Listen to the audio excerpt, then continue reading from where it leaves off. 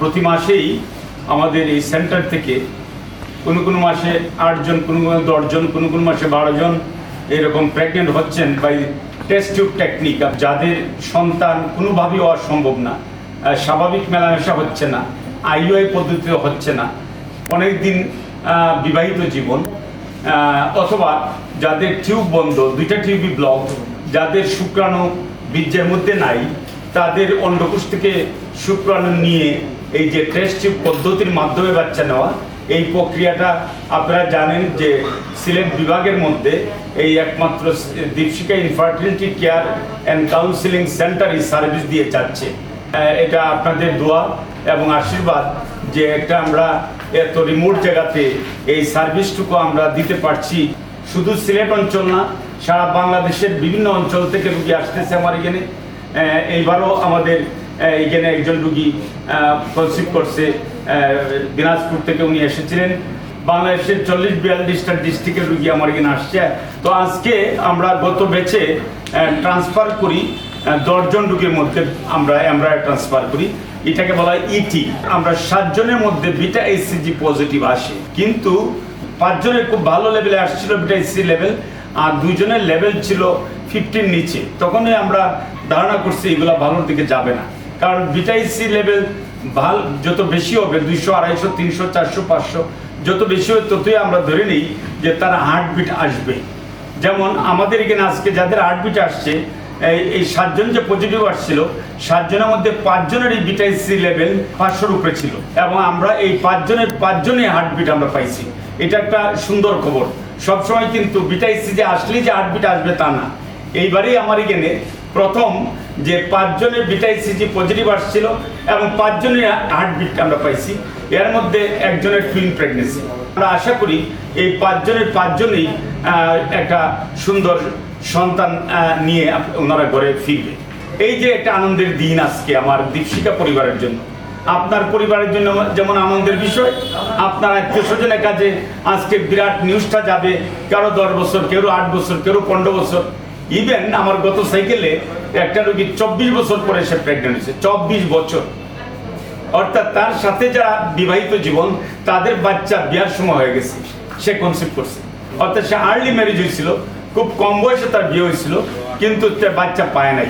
এটা যেমন আপনাদের জন্য আনন্দের বিষয়, আমাদের দীপশিখা পরিবারের জন্য একটা আনন্দের বিষয় যে আমরা এই যে পরিশ্রম, আপনাদের যেমন শারীরিক পরিশ্রম, মানসিক পরিশ্রম এবং অর্থনৈতিক একটা বিষয়গুলো জড়িত, আমাদেরও এখানে পরিশ্রম একবারে কম না। আমি সহ আমরা যারা এখানে যারা সার্ভিস দিচ্ছে, আমার স্টাফরা সবাই কিন্তু এই কাজের জন্য ডেডিকেটেড। এটা অন্য কোনো প্রতিষ্ঠানের মতো না যে সাধারণ একটা ক্লিনিক, রুগী আসতো, অপারেশন করলাম, রুগী চলে গেল। এটা একটা ডেডিকেটেড প্রতিষ্ঠান। এই কাজের জন্য আমরা দৃঢ় প্রতিজ্ঞ। অর্থাৎ আমরা টাইম টেবিল মতো যেখানে যে কাজ থাকুক না কেন, যে স্টাফই যার ব্যক্তিগত কাজ থাকুক না কেন, সময় মতো সে আমার এখানে অ্যাটেন্ড করতে হবে। আমার 9টার কাজ 9:05 হলে চলবে না, 9টার কাজ 9টাই হতে হবে। আপনারা দেখছেন আমরা কালকে থেকে পিক আপ শুরু করতেছি বেঁচে, গতকালকে করছি, আজকেও করছি, আজকে রাত্র আমার পিক আপ আছে। আমরা টাইম টেবল 5 মিনিট এদিক সেদিক নেই, ডিউ টাইমে আমাদের কাজ করতে হবে। কাজ না করলে আপনাদের রেজাল্ট না আসলে আমাদের রেজাল্ট নাই, আমাদের রেজাল্ট না আসলে আমার প্রতিষ্ঠানের নাম চারদিকে ছড়ায় পড়বে না। আজকে আমার এখানে সাকসেস হয় বিদায়, রুগী বাচ্চা নিয়ে ঘরে যাচ্ছে বিদায় আপনারা দূর দূরান্ততে আসছেন, নতুবা এই শ্রীমঙ্গলের ছোট একটা জায়গাতে আপনাদের এরকম আসার কথা না। আসছেন কি কারণে? যে না, এখানে গেলে আমরা সাকসেস হচ্ছে, রুগীরা সন্তান নিয়ে ঘরে যাচ্ছে, হয়তো আমি গেলেও পাবো, এই বিশ্বাস নিয়ে আপনারা আসেন। হ্যাঁ, সবাই যে বাচ্চা নিয়ে ঘরে যাবে, 100 যে যাবে, পৃথিবীর কোনো দেশ নাই যে আপনাকে বলবে যে 100 জনে আইভিএফ করলে 100 জনের বাচ্চা নিয়ে ঘরে যাবে। পৃথিবীর কোন যত উন্নত দেশই বলেন, এটা হাইয়েস্ট রেট 40-45 এরকম সব দেশেই বাচ্চা নিয়ে ঘরে যায়। এটাকে বলা হয় টেক হোম বেবি।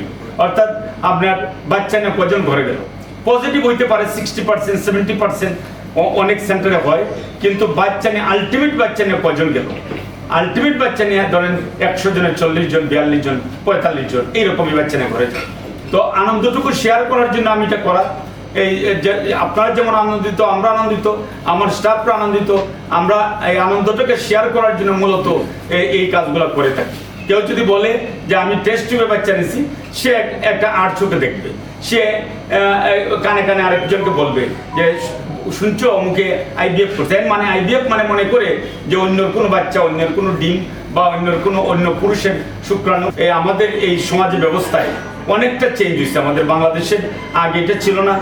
এখন মানুষ সরাসরি এসে বলে যে আমি টেস্ট টিউব করবো, যেটা আগে মানুষ লুকায়ে বলতো, এখন কিন্তু কেউ লুকায়ে বলে না, সরাসরি এসে বলে। এবং আপনাদের প্রতি আমার ভালোবাসা রইল, এবং আপনাদের সন্তান যেন সুস্থ সুন্দরভাবে জন্মগ্রহণ করে।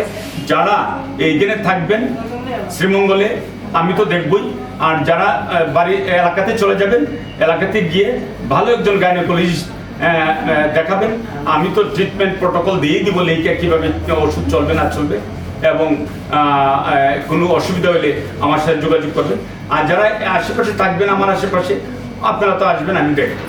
ধন্যবাদ সবাইকে যে আপনারা আপনাদের এই ধৈর্য সহকারে বসে আছেন এবং আমার কথাগুলো শুনছেন, এর জন্য আপনাদের কাছে আমি কৃতজ্ঞ।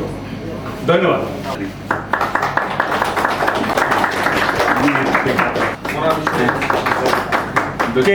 টুইন প্রেগনেন্সি নিয়ে কনসিভ করছে এবার, সেই দিনাজপুর থেকে অনেক ধৈর্য ধরে আজকে 2 বছর ধরে আমার চিকিৎসাধীন, এবং সেইবার কনসিভ করছে।